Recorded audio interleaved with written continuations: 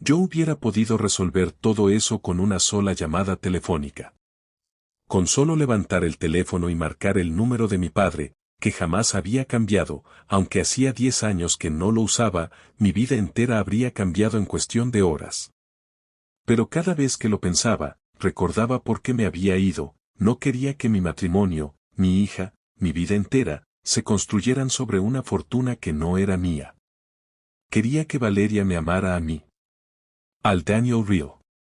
No al heredero. Pero con el paso de los meses, entendí que ese Daniel real ya no le alcanzaba. Capítulo 3. La gota que rebalsó el vaso. Todo llegó a un punto de quiebre un viernes por la tarde de agosto. Valeria había organizado una cena con 3 parejas de sus nuevos contactos, un empresario inmobiliario, un abogado corporativo y un inversor extranjero, todos acompañados de sus esposas cubiertas de joyas y carteras de diseñador.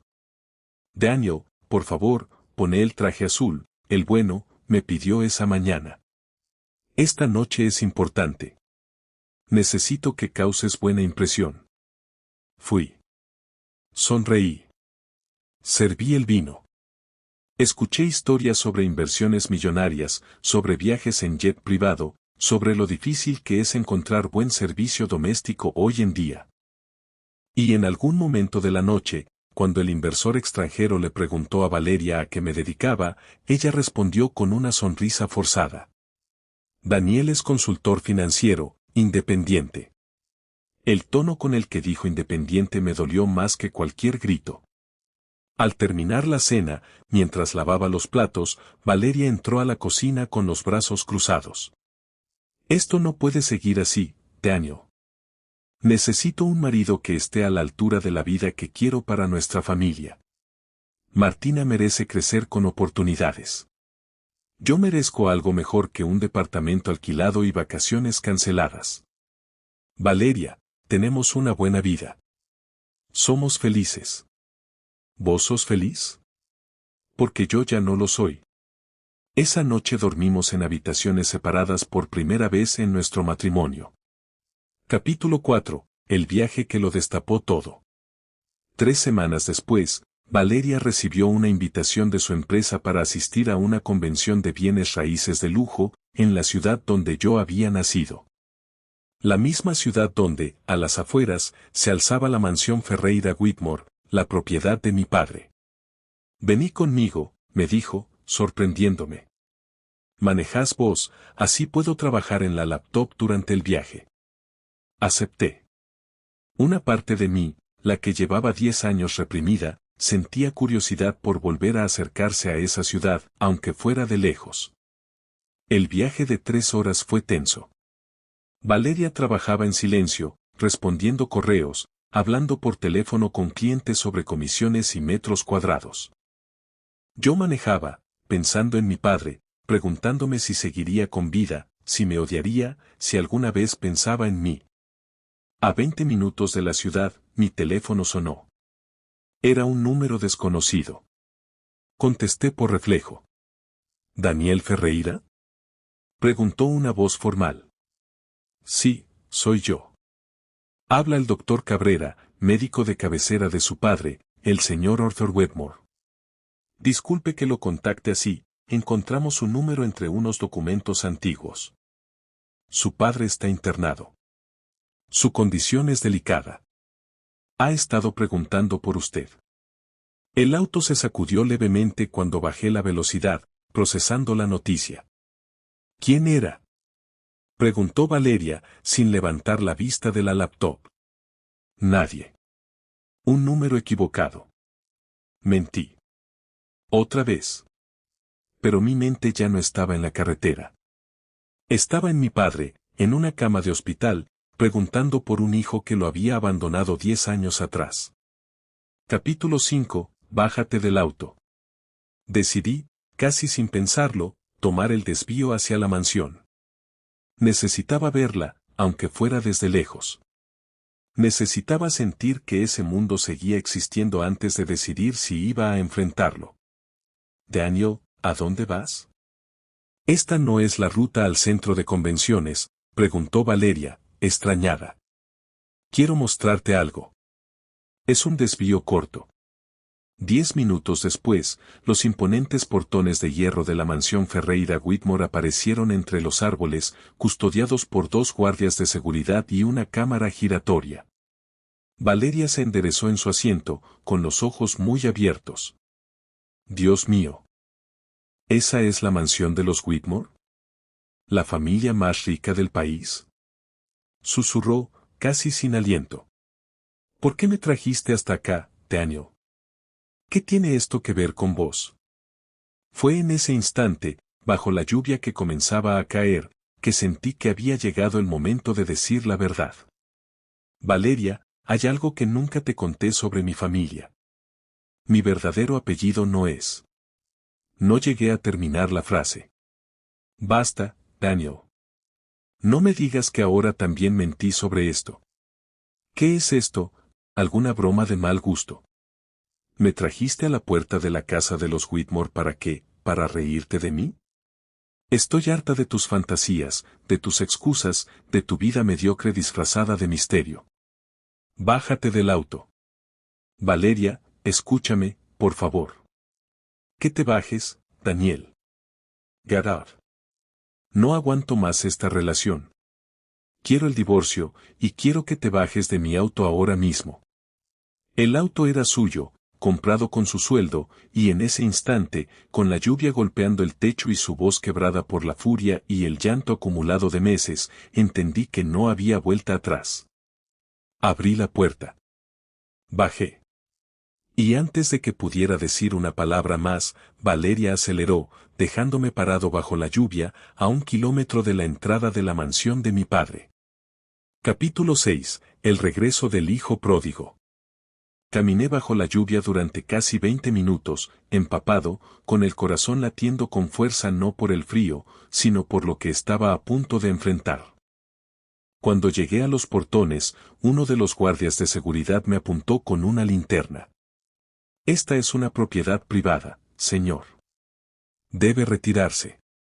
Necesito ver a Arthur Whitmore. Soy su hijo. Daniel Whitmore.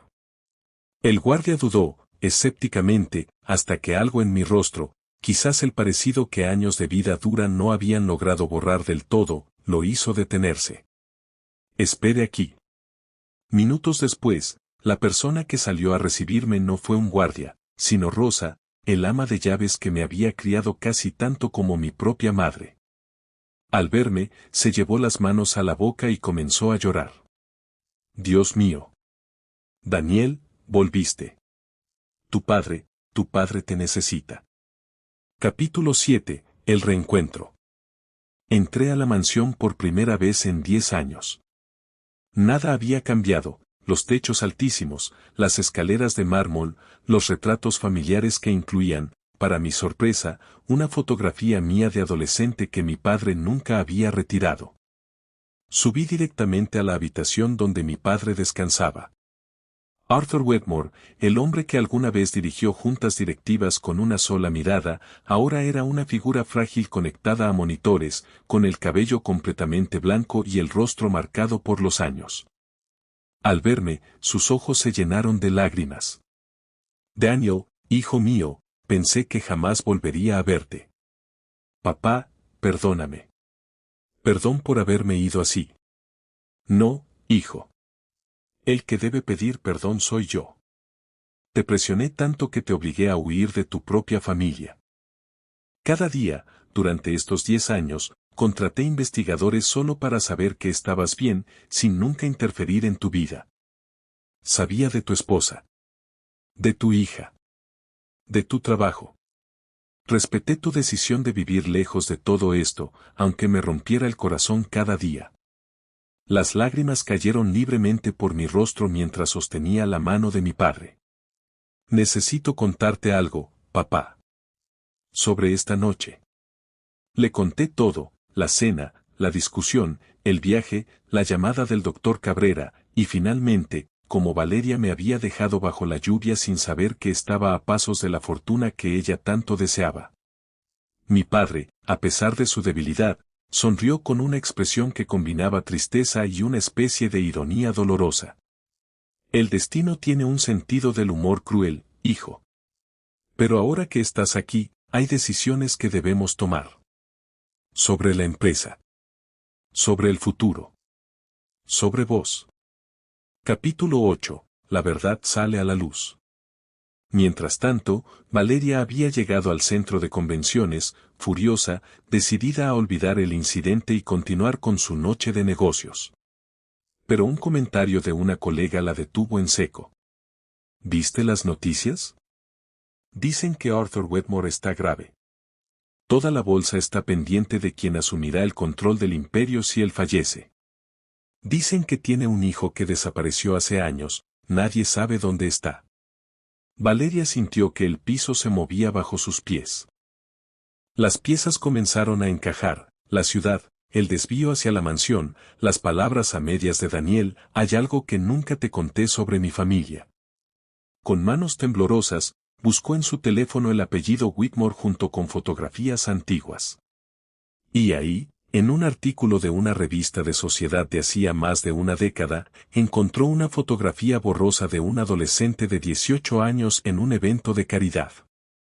El parecido con Daniel era innegable. No puede ser, susurró, dejando caer el teléfono. Intentó llamarlo. El teléfono sonaba y sonaba, sin respuesta. Condujo de regreso hacia la mansión a toda velocidad, bajo la lluvia, con el corazón dividido entre el miedo, la vergüenza y, para su propia sorpresa dolorosa, algo parecido a la codicia. Capítulo 9. Demasiado tarde. Cuando Valeria llegó a los portones de la mansión, los mismos guardias que horas antes me habían detenido a mí ahora le impedían el paso a ella. Lo siento, señora. Tenemos instrucciones estrictas de no dejar pasar a nadie que no esté en la lista de visitantes autorizados. Soy su esposa. Soy Valeria Ferreira, esposa de Daniel Wedmore. Uno de los guardias consultó por radio.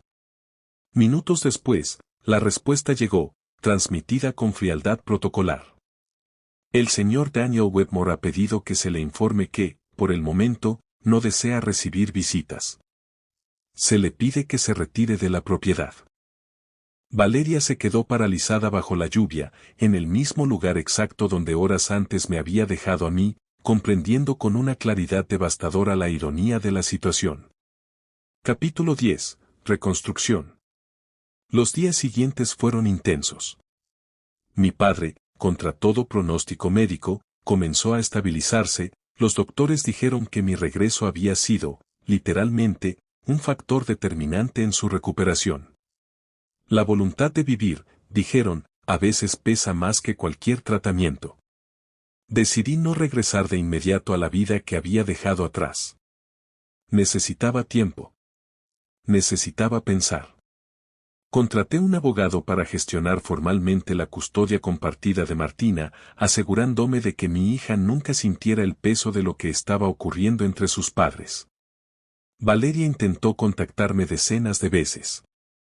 Mensajes, llamadas, incluso se presentó en la puerta de la mansión en 3 ocasiones distintas, siempre rechazada educadamente por el personal de seguridad, siguiendo mis instrucciones. Finalmente, un mes después, accedí a verla. No por ella, sino porque Martina merecía que sus padres pudieran, al menos, hablar con civilidad. Capítulo 11. La conversación final. Nos encontramos en un café neutral, lejos de la mansión, lejos de miradas curiosas. Valeria llegó visiblemente nerviosa, con ojeras que delataban semanas de insomnio. Daniel, necesito que sepas que no me importa el dinero. Lo que dije esa noche, fue en un momento de rabia. Yo te amo a vos, no a tu apellido. La miré fijamente, con una calma que meses atrás no hubiera podido sentir. Valeria, el problema nunca fue el dinero en sí. El problema es que, durante meses, me hiciste sentir que no era suficiente. Que mi trabajo, mi esfuerzo, mi amor, no alcanzaban. Y cuando finalmente intenté contarte la verdad sobre quién soy, no me escuchaste. Me gritaste que me bajara del auto. Lo sé, y me arrepiento cada segundo. ¿Te arrepentís de haberme gritado, o te arrepentís de haberte perdido la fortuna que creíste que perdías esa noche? El silencio de Valeria fue, en sí mismo, toda la respuesta que necesitaba. Quiero el divorcio, Valeria. En buenos términos, por Martina. Vas a tener una pensión justa y vamos a compartir la crianza de nuestra hija de manera equilibrada. Pero nuestra historia como pareja terminó esa noche, bajo la lluvia, aunque en realidad había terminado mucho antes. Epílogo, 1 año después. Hoy, 1 año después de aquella noche bajo la lluvia, mi padre continúa mejorando, y trabajamos juntos reestructurando parte del imperio Whitmore hacia proyectos de impacto social, becas educativas, vivienda accesible, programas para jóvenes que, como yo alguna vez, sienten que deben elegir entre su identidad y las expectativas ajenas. Martina vive conmigo la mayor parte del tiempo, feliz, ajena por completo a las tormentas que sacudieron a sus padres. Valeria rehizo su vida, escuché que se mudó a otra ciudad, buscando, quizás, un nuevo comienzo lejos de los recuerdos. En cuanto a mí, aprendí que el verdadero valor de una persona no se mide por lo que oculta ni por lo que posee, sino por la honestidad con la que enfrenta quién es realmente. Aquella noche, bajo la lluvia, perdí un matrimonio. Pero encontré, finalmente, a mi padre. Y a mí mismo. Si esta historia te conmovió, no olvides darle like, suscribirte y activar las notificaciones para más historias de Daily Life Story. Cuéntanos en los comentarios, ¿qué hubieras hecho vos en el lugar de Daniel? Todas las historias de este canal son 100% ficticias, creadas con fines de entretenimiento.